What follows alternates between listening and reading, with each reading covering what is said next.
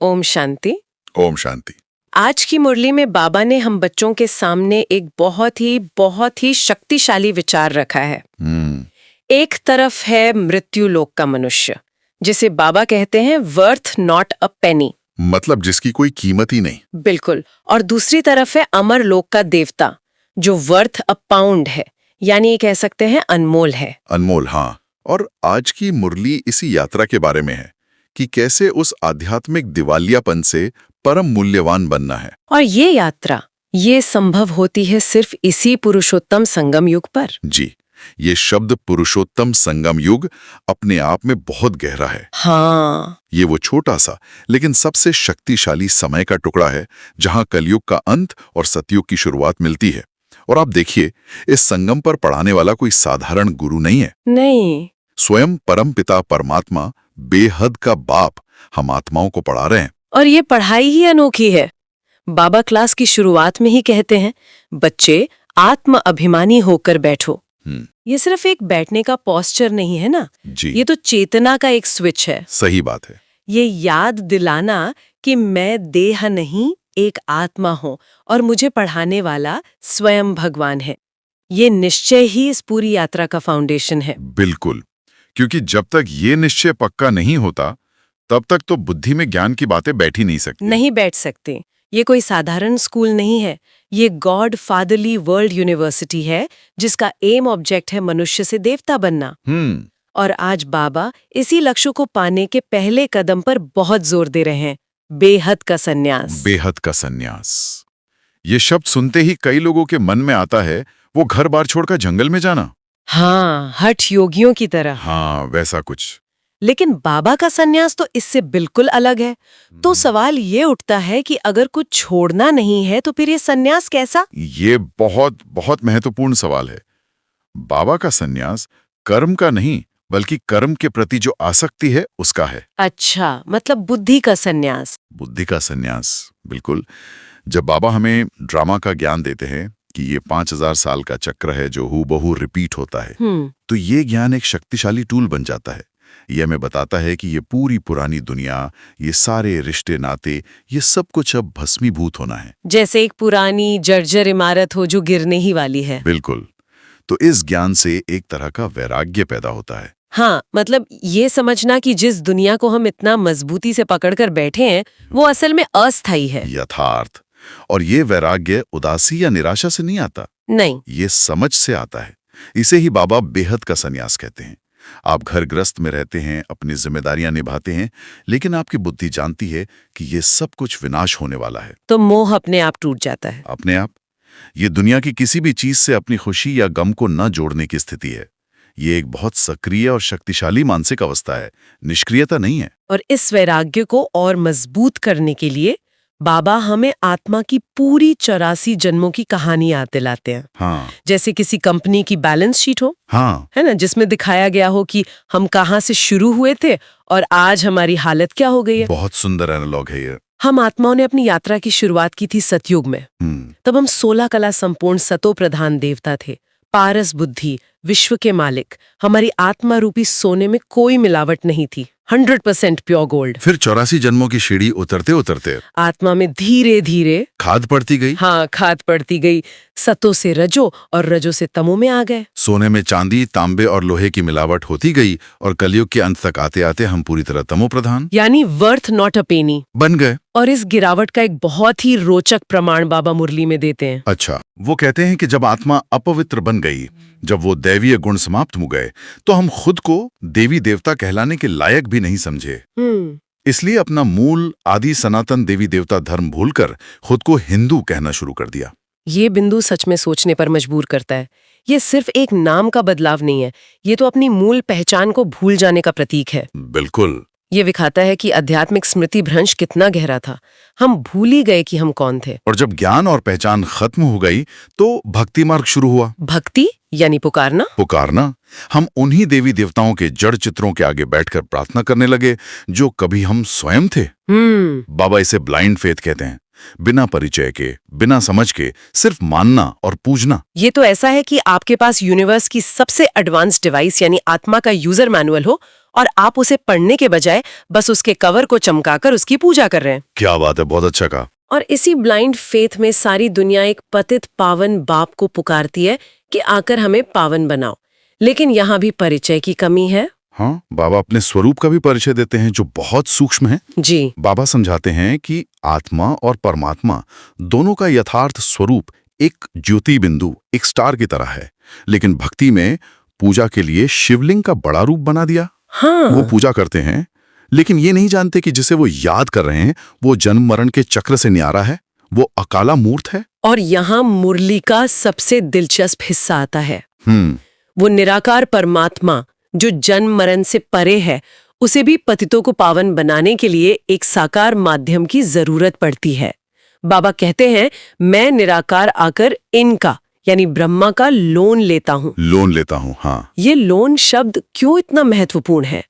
वो अवतार या अवतरण जैसे शब्दों का इस्तेमाल क्यों नहीं करते? ये शब्द बहुत सोच समझ कर चुना गया है। देखिए, अवतार का अर्थ होता है एक दिव्य हस्ती का जन्म लेना, अक्सर एक शुद्ध रूप में। अच्छा। लेकिन लोन या उधार लेने का मतलब है किसी ऐसी चीज का उपयोग करना जो आपकी नहीं है और उसकी मौजूदा स्थिति में ही उपयोग करना।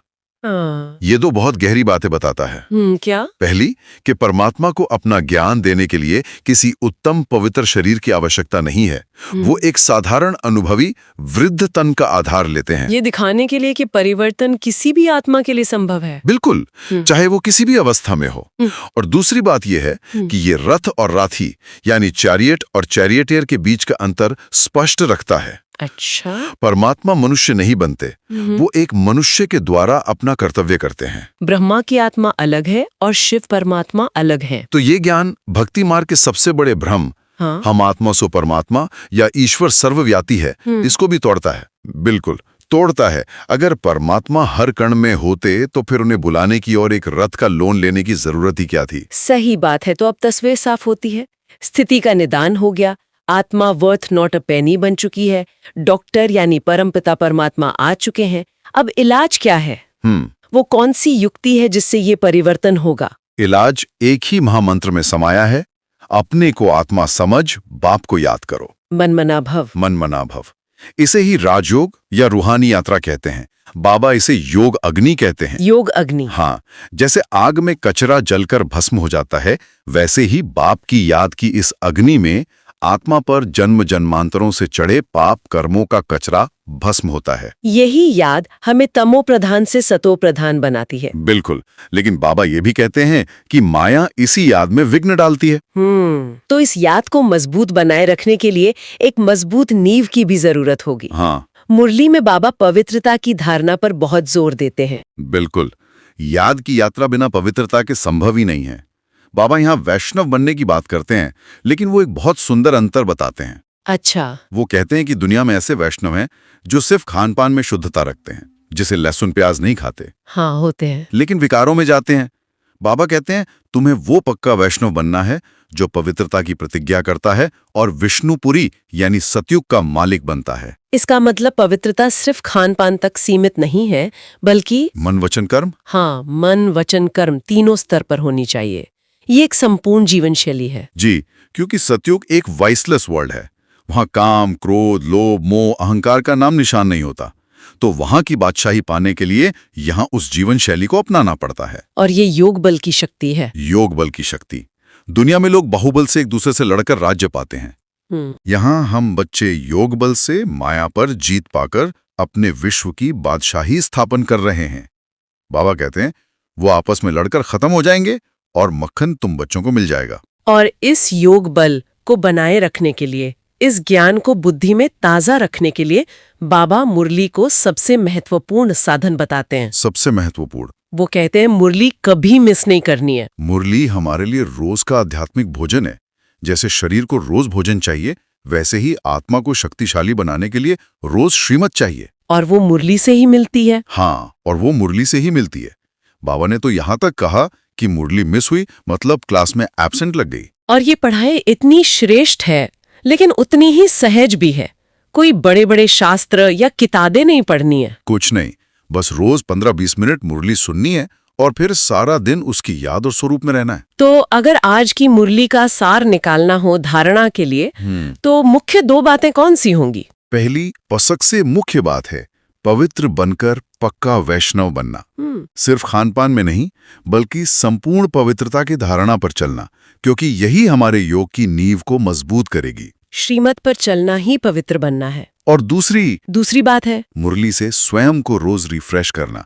मुरली को कभी भी हल्के में नहीं लेना, एक भी दिन मिस नहीं करना है। अच्छा, क्योंकि यही वो डिवाइन चार्जर है जो हमारी आत्मा की बैटरी को रोज चार्ज करता है और हमें सतो प्रधान बनने के पुरुषार्थ में मदद करता है। आज का बाबा का वरदान भी इसी पुरुषार्थ में बहुत हिम्मत भरने वाला है। जी, बाबा ने कहा, स्व कल्याण के प्रत्यक्ष प्रमाण द्वारा विश्व कल्याण की सेवा में सदा सफलता मूर्त भव।